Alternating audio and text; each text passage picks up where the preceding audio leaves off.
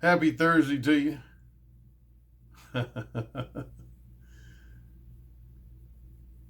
Now, as a result of my last video, I've been getting a lot of feedback, both publicly, privately, and both.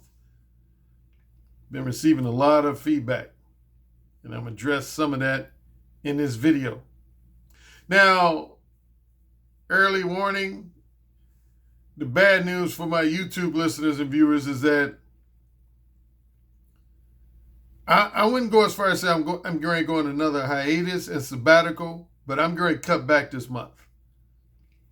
Yeah, I'm going to cut back this month because, do you know, I ended up doing 16 videos for the month of June. 16 videos for the month of June. That's the second most YouTube video podcast I've done in 1 month since I've been on YouTube. I mentioned this a few videos ago. Yeah, that's the second most videos I've ever done in a single month since I've been on YouTube, starting with April 2017.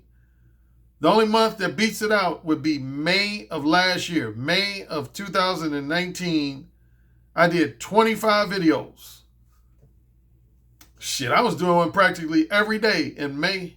Yeah, May of 2019, I did 20. There's only 31 days in May. Of those 31 days, I did a video 25 of those 31 days in May of last year. That's my all-time record. And then the second most videos I've done in a single month was last month, June. Yep, I did 16 videos, including,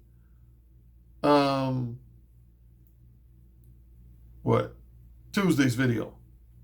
What's the date? Thursday? Yeah, that was Tuesday. But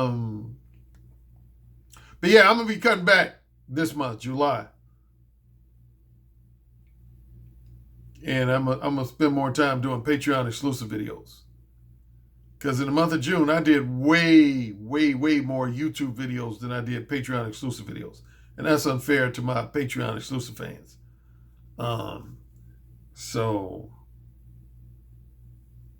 Yeah. So I would say 99% chance this is going to be my last video for this week. And I don't know. I might not even do a video next week. We'll see. I ain't going to make no guarantees. But yeah, I might not do any YouTube videos next week. Next week, I might just do all Patreon exclusive content. But here's what's interesting about some of my videos. Excuse me.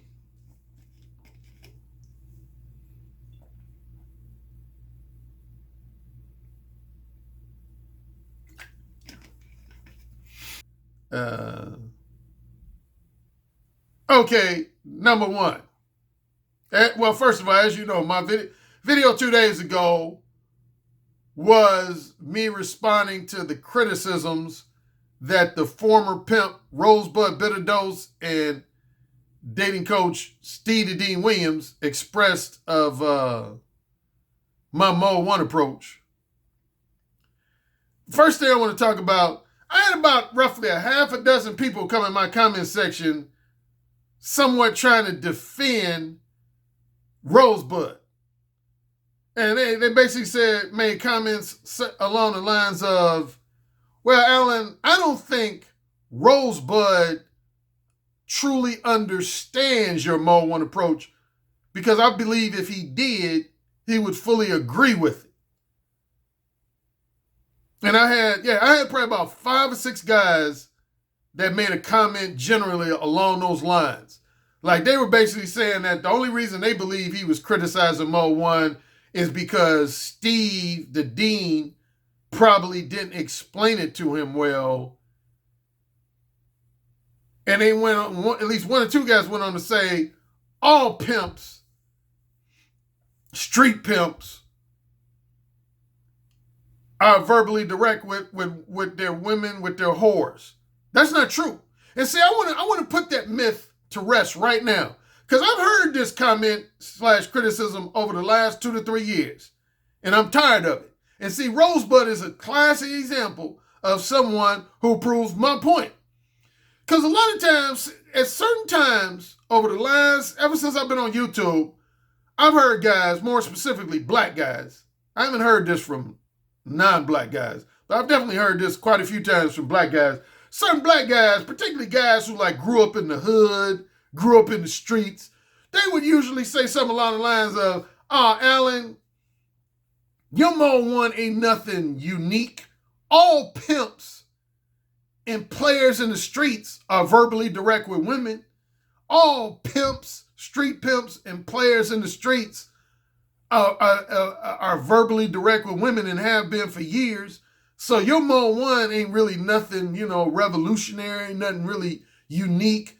Because I've heard that at least 2 or 3 dozen times where guys have said to me, "Oh man, all guys who are either pimps, street pimps, and or players who grew up in the streets use direct verbal game with women."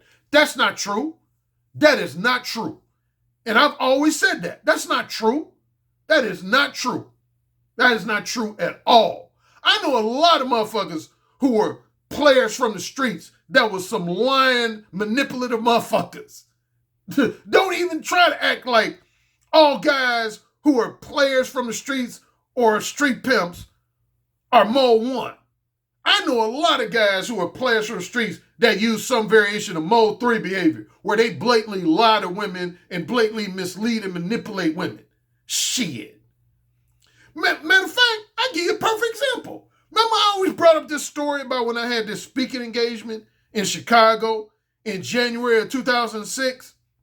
And I said I got into this heated debate with this guy that almost came to a fisticuff level. Well, he was a brother from the streets. He was a brother from the streets. And he actually categorized himself as Chicago's top player pimp. And he admitted that he was all about lying to women and misleading and manipulating women to get them in bed. That's why he was arguing with me about Mo 1. His specific comment was, he said, "Man, this straightforward honesty shit, that's going to fuck up the game, man. That's going to fuck up the game." He said, right now, I got 5 fuck buddies. And the reason why I have 5 fuck buddies is because I give each of my fuck buddies the misleading impression that they the only woman I'm fucking. He told me that to my face. And this was a brother from the streets. So all y'all who keep making that argument about, "Oh man, Alan, with all due respect, man, all brothers who grew up in the streets, who are top-notch players, use direct verbal game, and all guys who are street pimps use direct verbal game." No, they do not. That is a fucking lie. That is a fucking lie. They do not. Again, over the years, I've ran across a lot of guys who were like hood type dudes who grew up in the ghetto, the streets, so to speak, that were all about lying to women to get them in bed. All about manipulating women to get them in bed. They either use some variation of Mo 3 behavior, which would involve just blatant dishonesty and blatant manipulation, or at minimum, they use some variation of Mo 2 behavior, which is when you don't flat out lie to women, but you're more vague and ambiguous. You're more vague and ambiguous. And speaking of vague and ambiguous, that's what Rosebud basically said he promotes. He wrote me, because number one, after he did the live stream with Steve, he actually ended up writing me a Facebook message apologizing. Yep, he actually wrote me an apology. He didn't apologize for his disagreement about Mo 1 and his criticism of Mo 1, so he didn't apologize for that. But he did apologize for calling me out my name, because at one point during the live stream, he called me emotional. And if you care careful attention, when I gave him the dog face in my last video, if people who are perceptive, they can tell when I have what I call edit points, where I've kind of edited a point. You notice there's a real quick edit point there. One of the reasons why there's an edit point right after I gave him that dog face, Rosebud, that dog face, oh man, I had about 3 or 4 minutes worth of some of the harshest criticisms and insults of that motherfucker. Real talk.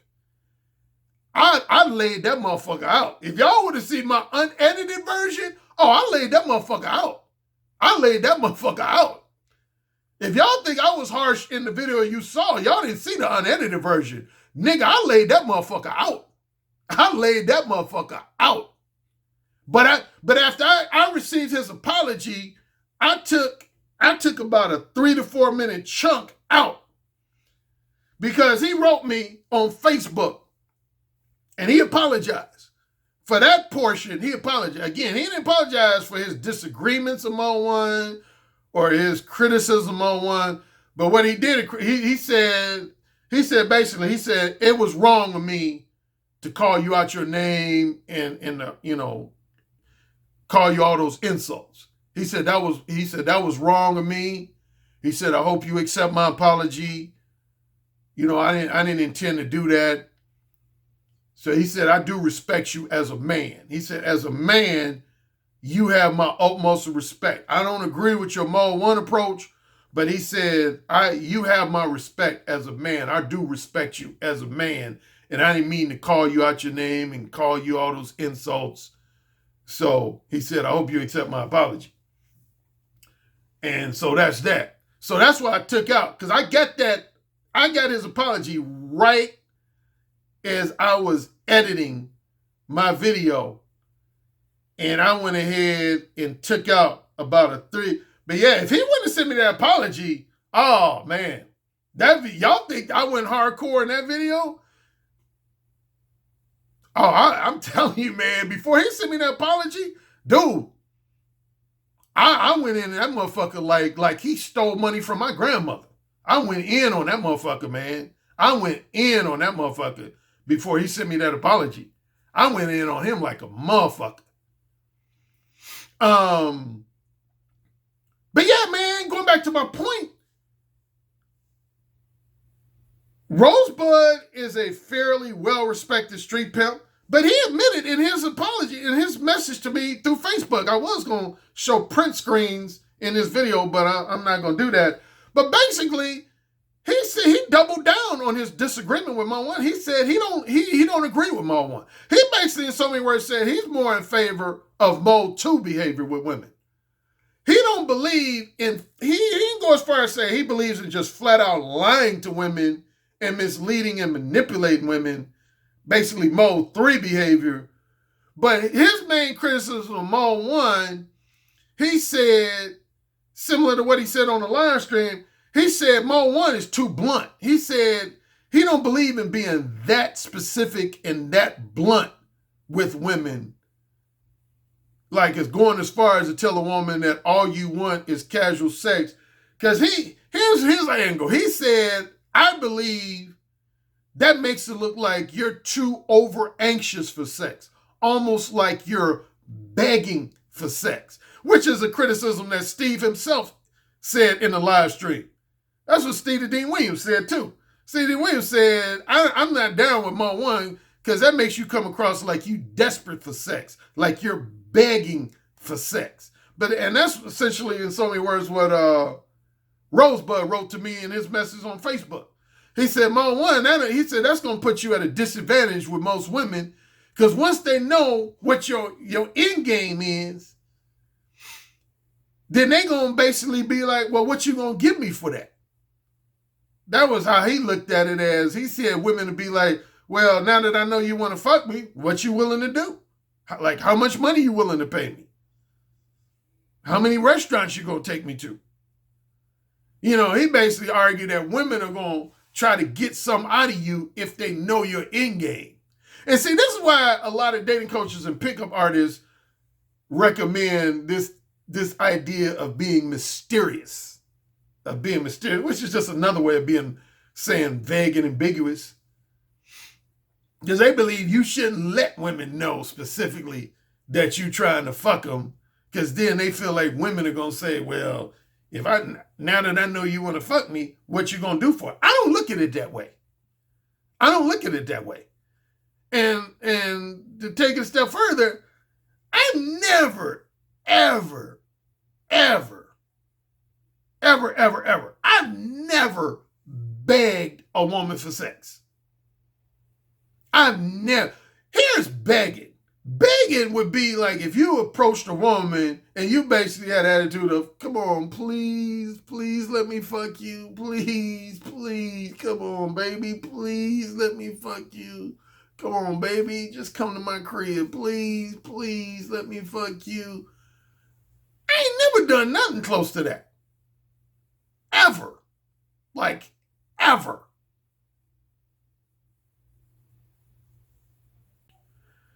Yeah. So that's begging. Begging is when you approach a woman and you're basically pleading with her to have sex with you. And then if I don't add on one more thing, would be when you, similar to what Rosebud was talking about, is when you start offering women stuff in order for them to have sex with you. So number one, you're pleading for sex. And number two, you would say something like, oh, baby, like, I'll take you out to dinner if you have sex with me.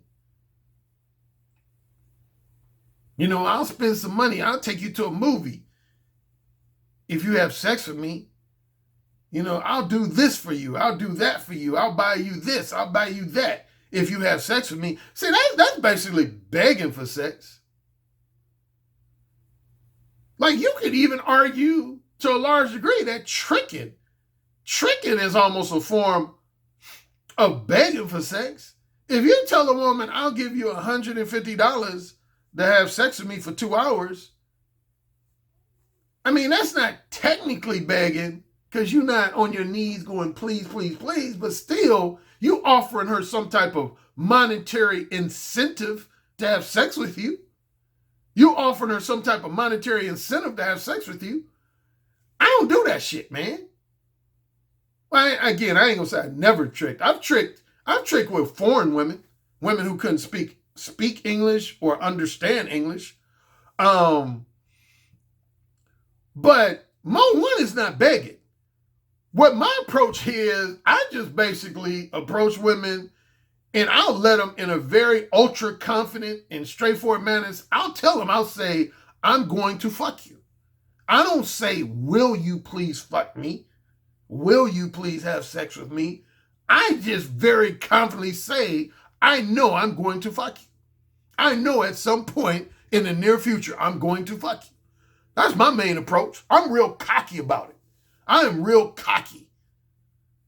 That's the number one word I would say about myself when I'm usually more one with women. I'm real cocky. I basically have an attitude with women like, I know I'm going to fuck you. It ain't even no point of you trying to act like I'm not going to fuck you. I know I'm going to fuck you.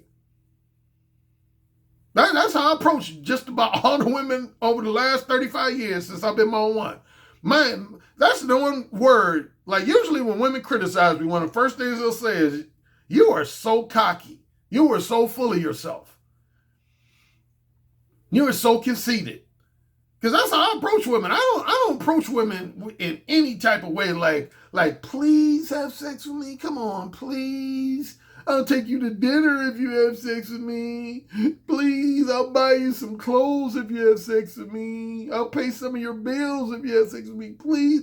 I don't ever come in a woman like that. Again, my general approach with women is a very cocky attitude of, I know you want this dick. I know you do. I know you gonna let me fuck you. I know I'm gonna fuck you. I almost come close to saying, I bet you money I'm gonna end up fucking you within the next few days or next few weeks. I bet you money I am. I don't actually say that, but that's almost bordering on what my attitude is. When I talk to women, I have attitude like I'm like 99% sure I'm going to fuck you within the next few days, next few weeks, or possibly within the next few minutes or hours. I know I'm gonna fuck you. So that's my Mode 1 approach. It ain't got nothing to do with pleading with a woman, begging a woman, offering women monetary incentives. I don't do none of that shit. I just tell women straight up, I know you're attracted to me. I know you find me physically attractive. I know you find me sexually appealing. I know I'm gonna fuck you. And I'm not gonna get into details, but if you're a top-notch player, you'll know the effect that cockiness has on a woman's psyche. As they say, there's that phrase, there's a method to my madness. There's a method to my madness. Cockiness falls into that category of method to my madness. There's a very specific reason why I'm cocky with women. Yeah, well, again, without getting into detail, when you cocky with women, it has a profound and provocative effect on a woman's psyche. A profound and provocative effect on a woman's psyche when you're ultra cocky. See, a lot of guys have been made to believe that being cocky is a bad thing. Trust me when I say it. Trust me when I say this. Nothing could be further from the truth. One of the greatest things you can have in your psychological arsenal when dealing with women is to be an ultra cocky motherfucker. And that's how I am, like no less than 90% of the time I deal with women. I'm super cocky. Like I've had women tell me, they'll say, you're like the cockiest guy I've ever met. Like I hate to always bring up her name, but I give you a perfect example. If I had to give at least one example of a woman, is the woman I always refer to on my videos as Sharon. The woman who I was fuck buddies with in California, but then later on I ended up catching feelings. But that's how I hooked Sharon. That's how I initially ended up sleeping with the woman who I always refer to as Sharon, not her real name. That was her number one assessment of me when she first met me. She said, she was basically like, Alan, in so many words, she was basically like, Alan, for a dude who really ain't got it going on career-wise or financially, you got to be the cockiest motherfucker I've ever met. Because when I met her, she was used to dealing with big baller types. Guys who were making, at maximum, millions of dollars. Like she had dated professional athletes. She had dated a handful of entertainment industry celebrities. She had dated guys financially, in terms of career success and financial success. Most of the guys that Sharon had dated or messed around with was way more successful than me. But when I met her, I came at her like I was the baddest motherfucker on earth. Egotistically, I approached her like I was the baddest motherfucker on earth. That's how I approached her. I approached her like basically like, bitch, I'm gonna give you the best fuck you've ever had. I'm gonna get your pussy more dripping wet than any nigga you've ever met. And I know you're gonna be dying to share my company. I don't think I said all those exact words, but that was my underlying attitude. I didn't necessarily say those exact words, but that was my underlying attitude. I basically came at her like, I am the shit. In a nutshell. I approached her with an attitude like, I am the shit. And you know you want me to fuck you. You know you do. And she criticized me for being so cocky and egotistical, but ultimately she ended up sleeping with me. And I can say that for a lot of women I've had sex with. There's a lot of women who started off saying, damn, you cocky. You are way too egotistical for me. You are full of yourself. But most of the women who gave me those type of criticisms, they ended up sleeping with me.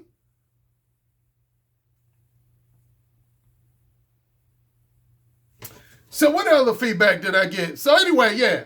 So my final point with the whole Rosebud thing was, yeah, again, both Rosebud and Stevie Dean Williams tried to say that Moan 1 was representative of being desperate for sex or over anxious for sex and essentially begging for sex. That's bullshit. I would dare anybody who's ever witnessed my approaches to suggest that I've begged a woman for sex. Again, I just very straightforwardly tell women in one way or another that if we ain't fucking, then I really don't have shit to say to you. That's basically my attitude with pretty much every woman I deal with, is that if we not fucking, I really don't have nothing to say to you. I don't have nothing to say to you. You ain't gonna get no flattering, entertaining, small talk, fluff talk, shit chat out of me if we ain't fucking. If we ain't fucking, you ain't gonna get none of that out of me.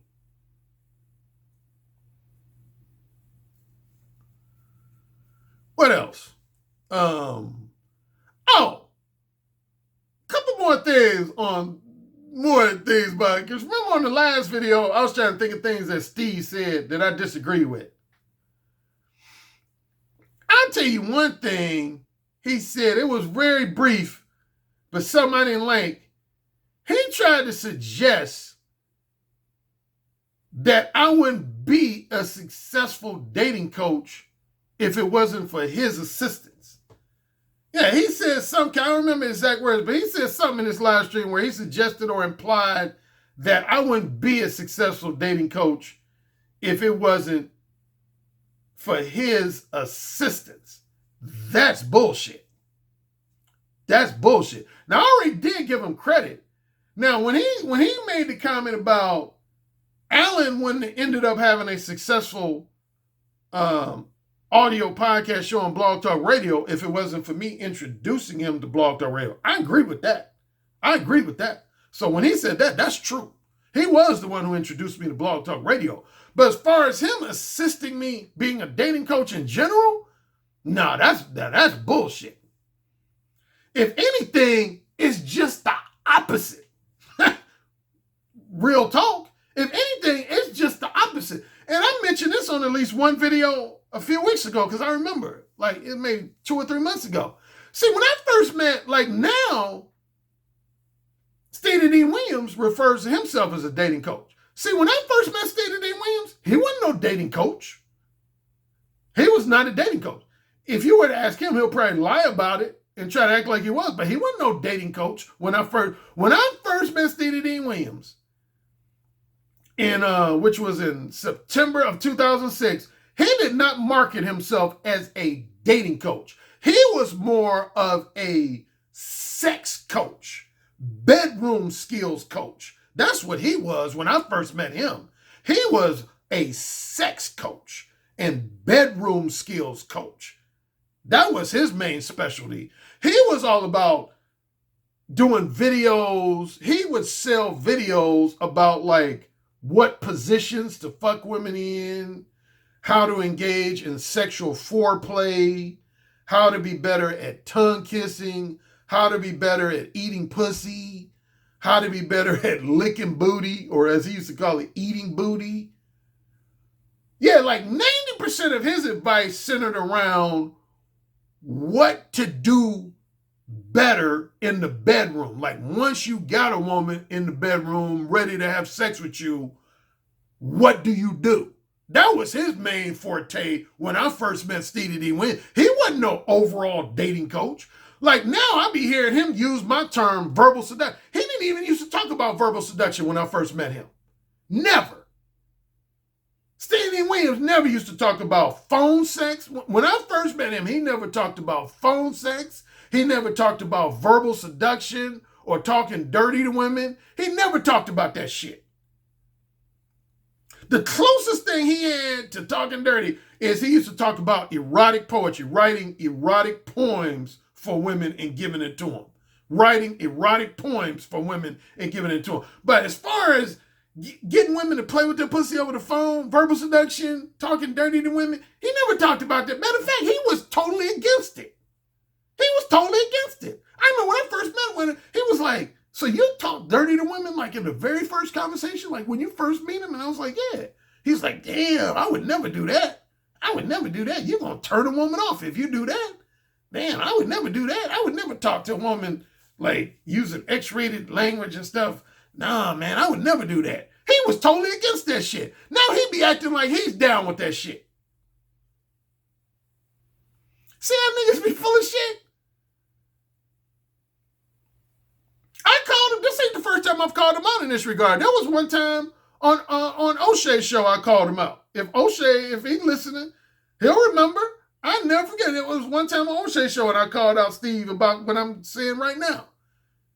Yeah, Steve wasn't no dating coach when I first met him. He wasn't doing like no email consultations. He wasn't doing no Skype and telephone consultations. And for damn sure he wasn't doing no one-on-one face-to-face coaching sessions. He definitely wasn't doing that. He wasn't doing none of that shit before he met me. Again, the only thing he was doing was selling videos on his website about how to be better in bed. That was his specialty, was how to be better in bed. He would tell guys like, use this position instead of this position, and this is how you do foreplay before you actually fuck her, and this is how you tongue kiss a woman the proper way, this is how you lick pussy the proper way, this is how you lick a woman's asshole the proper way. All his stuff had to do with basically improving your bedroom skills. But when it came to verbal communication skills, verbal seduction, erotic dirty talk, he wasn't about none of that shit. If he tries to tell you any different, he's lying. He's lying. He is lying. I'm telling you straight up. He is fucking lying. That motherfucker wasn't no dating coach. He never even called himself a dating coach. He used to call himself a sex coach. That was the title he had given himself when I first met him. He was a sex coach. So I'm trying to think of any other feedback I got related to the last video that's worthy of talking about. I can't think of anything off the top of my head. But yeah, I just wanted to point out, as far as it relates to Rosebud again, yeah, man, Rosebud, he, for all those guys who always said that, oh man, Alan, I think all guys who are street pimps and top-notch players who grew up in the hood and the streets use some variation of Mode 1 behavior. That's not true. Because like Rosebud, he basically more so endorsed. Well, I'll give you another example. Ramil. Everybody knows Ramil Amir here on you. Well, I don't know if y'all know. Ramil Amir used to be a street pimp. Ramil Amir used to be a street pimp in Chicago. And he's not down with Mode 1. Me and him have had a number of spirited debates about Mode 1 versus Mode. Yeah, Ramil Amir is more about Mode 2. Yeah, he endorses more Mode 2 behavior. He doesn't endorse flat out lying to women, blatantly just lying to women like Mode 3. But he basically believes in being vague and ambiguous. Like, he doesn't believe in going up to a woman and just straight up telling her, all I want from you is casual sex. He believes in Mode 2, and he has a background as a street pimp. Matter of fact, he claimed on one of his videos, I don't know this myself actually, but he said on one of his videos I watched months ago that he was actually at one point considered the top street pimp in the entire city of Chicago. Yeah, he said he was at one point the top street pimp in the entire city of Chicago. But yeah, he's not even a fan of Mode 1. He's more so Mode. But yeah, Rosebud said he's more so Mode 2. He's about being Mode 2 with women, more so than Mode 1. So that puts that to rest. The final thing I'm going to talk about before I wrap up would be my man. I shout out to Reg the bad guy. Reg the bad guy. He's done about 3 or 4 polls, opinion polls, that have been related to me and or my Mode 1 approach. Yeah, he's done at least minimum 3 and as many as 4. And so I highlighted his most recent opinion poll on my own community page. If you go to my community page, you'll see the opinion poll. Yeah, right now, let me see.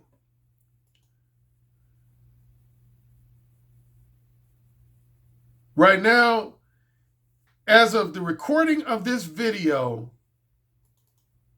it has 378 votes. Here's the question of the opinion poll, and here are the answers. The question is, why do so many other dating coaches always hate on Alan Roger Currie? And then there's 5 options that you can choose from. Option 1, they're jealous that ARC is a better writer and speaker than them. That so far has received 8% of the votes. 8% of the votes. Second option is they're jealous that ARC is better at verbal seduction than them. That has received 30% of the votes, which is tied for number 1. It's received 30% of votes, which is tied for number 1. Third option was they dislike ARC, but they sure do love stealing his talking points. Ain't that the truth? That also has received 30% of the votes. Then fourth option is younger dating coaches who are younger than ARC believe his advice is outdated.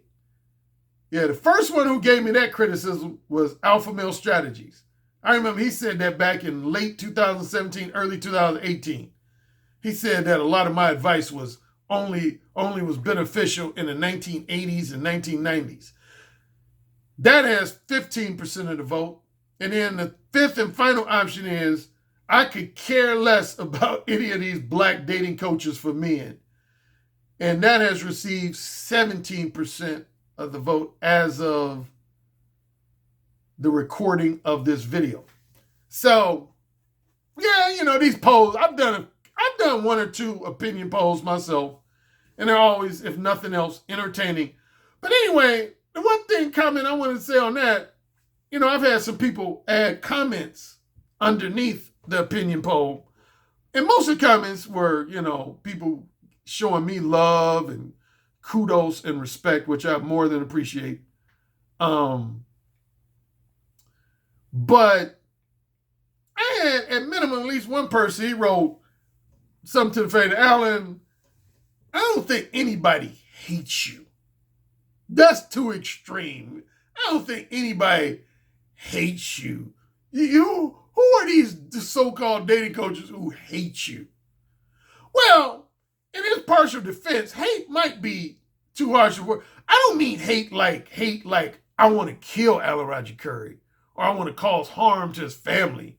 I don't think anybody hates me to that level, although there might be a couple of guys out here that do hate me like that. So I don't think anybody hates me like I want to kill Alan or I want to physically harm Alan type hatred.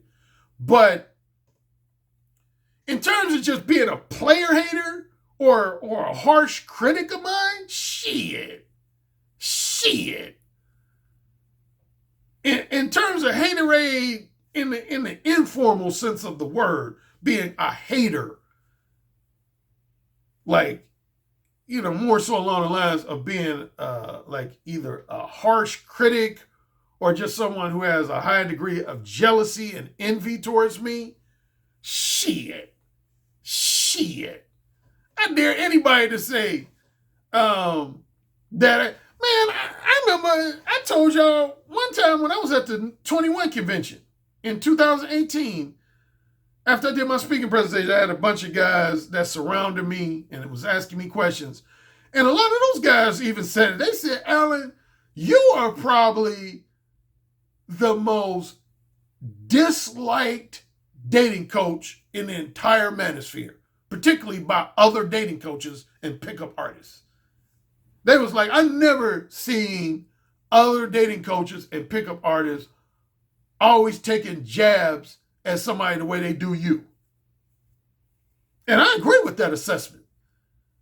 I can't think of anybody who's had more people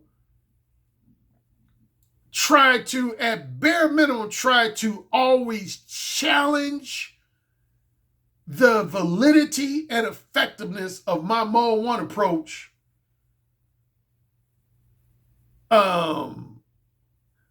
Name somebody. Name somebody who gets hated on more than me. And they always trying to challenge their advice. Seriously. Combination of these two things, always taking personal jabs, and then even more so, always trying to challenge the validity and effectiveness of that person's advice. Name somebody who gets hated on more than me. Really. I'm inviting you to. If I had to highlight some names, which I did in my reply to this guy I'm talking about, I'll highlight a few specific names. I ain't going to mention people who are not that well known. But as far as people that I feel like are fairly well known within the worldwide manosphere and or the worldwide pickup artist industry, here'll be a few names of people. And again, I wrote this reply to him. Let me see. Hold on one second. Yeah, I'm going to go in chronological order. I'm going to highlight a few names of people who've tried to come after me. Again, most of the names I'm going to mention are people who are fairly well known. These aren't people who are just say some random dude in my comment section or some random dude on YouTube that might have took jabs at me. I'm talking about guys who, if you're familiar with the worldwide manosphere, not just the black manosphere, but the worldwide manosphere and or the worldwide pickup artist community, these are guys who are fairly well known. The first guy in chronological order that took a major jab at me was Paul Janka. Paul Janka. He was a well-known pickup artist from New York City. I interviewed him on Blog Talk Radio in 2009. He called Mo 1 dating suicide. Yep, he called Mo 1 dating suicide. He basically presented the same argument that later that Alpha Male Strategies presented, which is, in so many words, he said, Mo 1 is going to cause you to leave too much pussy on the table. He didn't use those exact words, but essentially that's what he said. He said, my biggest problem with Mo 1 is that you're going to end up leaving a lot of pussy on the table if you use Mo 1. But that was his main argument. So he was probably arguably the first major well-known person who came after me. Second major well-known person in chronological order was Yad from London. Yeah, Yad. He basically made the argument that he made the same argument that Stevie Dean Williams made, which is that if you use Mo 1, you're only going to get women in bed that are real sluts, that are highly promiscuous slut types. That was his main criticism. He said, you're only going to get women in bed that are highly promiscuous slut types. Who else in chronological order? James Marshall, who was once considered the top pickup artist from Australia. He said Mo 1 was too blunt and had too high of a potential to turn off women, to cause women to be turned off, because he said women would perceive it as crass, disrespectful, and insulting. They would basically consider it offensive. But see, he was more so referring to Mo 1 hardcore rather than just Mo 1 in general. But yeah, James Marshall, he's well known. He came after me. Who's another one? There was a number of top-notch European-based pickup artists and dating coaches who came after me on this message board called the London Seduction Society. I don't remember all their names, but a lot of them were fairly well known. But they all used to attack me and basically say, remember the video I did when I said the 5 most frequent challenges I've gotten on my Mo 1 approach? All of them had at least one of those 5 challenges that I've already listed in that video. They had one of those 5 challenges. Next in chronological, Mark Manson, who's the author of Models and the Subtle Art of Not Giving a Fuck. Yeah, he gave me a mild criticism. It wasn't a harsh criticism. Somebody asked him one time on his message board about my book, and he on the complimentary end, he said, I like the fact that Alan Roger Currie's Mo 1 book promotes honesty. And he even admitted that he was influenced and inspired by my book, which I already knew. I did a whole video about that, about how Mark Manson basically borrowed a lot of themes from my book. But he admitted that on his message board. He admitted that. He said Mo 1 was one of his influences for writing his own book, Models. But his criticism was, he said, Alan places way more emphasis on the pursuit of short-term, non-monogamous casual sex than I do. He doesn't seem to put any emphasis on long-term, emotionally profound, meaningful relationships that have the potential to lead to marriage. He said that's my one criticism of Alan's book. It seems like his whole focus is on casual sex, which is not true. If he thoroughly read my book, he would know that's not true. But anyway, that was his criticism. There was this guy, well-known guy named Royce. He used to had this blog called Chateau Artiste, named Royce. Yeah, he went after Mo 1 and basically said the same thing that James Marshall said, that it would turn off too many women. Yeah, that women would become offended by it and therefore it wasn't an effective approach. This other guy named Nick Krauser from London, he's pretty well-known pickup artist in Europe and specifically London.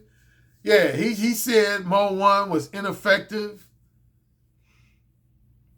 Yeah, he just generally said he felt like it was ineffective. And I think he said the same thing that Yad said.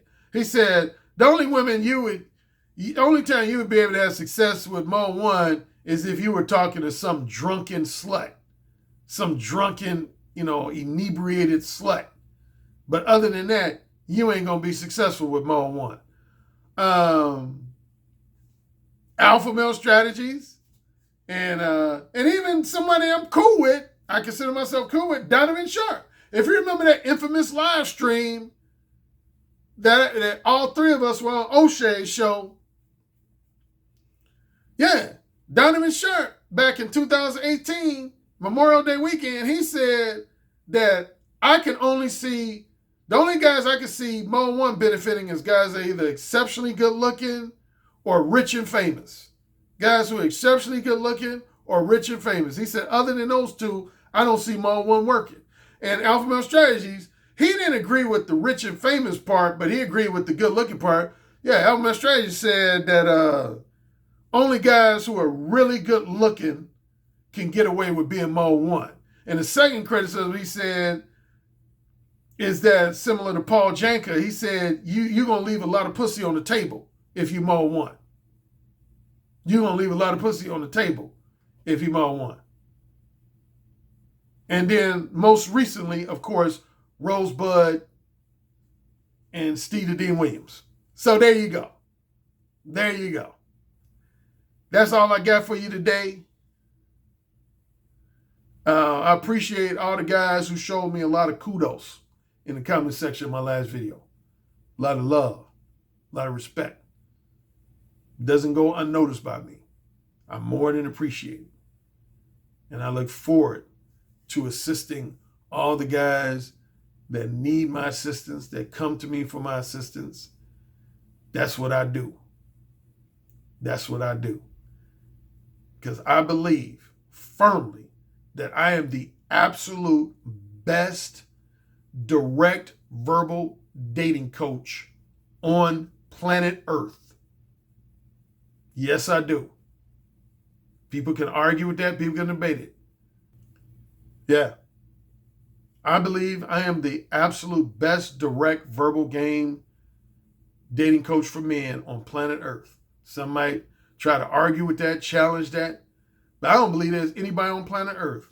When it comes to direct verbal, now when it comes to indirect verbal game, there's a lot of good dating coaches out there that'll help the clients that want to be helped with indirect verbal game. When it comes to direct verbal game, I don't believe there's any man alive that is better than yours truly. The godfather of direct verbal game. The king of verbal seduction and kinky erotic dirty talk.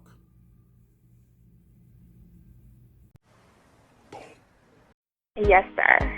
Say it again. Yes, sir. Who's the king? Alan, you're the king. Say it again. Alan, you're the king. You're dominating me. Say it again. Alan, you're dominating me right now. Mode 1. Mode 1. Daddy, can I go, please? You're the king. Say it again. Oh, you're the fucking king. Yes.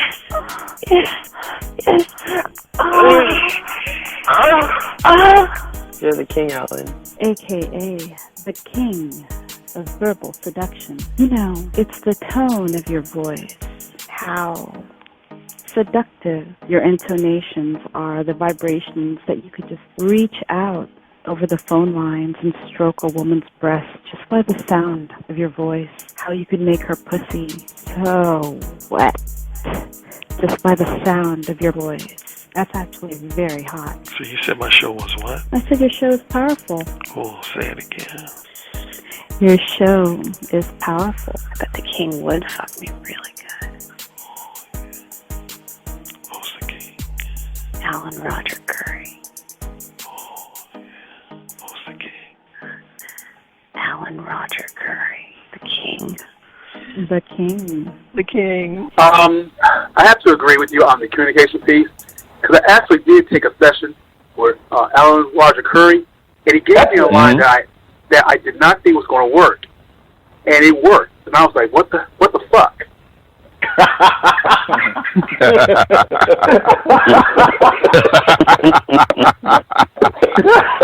my God! Currie guys, man, he's the master. He's the master of the verbal seduction. He got that communication piece down pat. It really worked. It just simply worked, and I just didn't think it was going to work at all. Some guys have natural handles. Some guys have a better natural shot, but you can always improve your shot. And sex is damn sure something you can fucking learn. Look, dude, you want to learn how to talk better? I'm hiring Alan Roger Currie to get my dirty talk game on, because it's always been something I want to get better at. Verbal seduction, man. I'm like, clearly, this guy's the Michael Jordan of seduction. Like, come on now.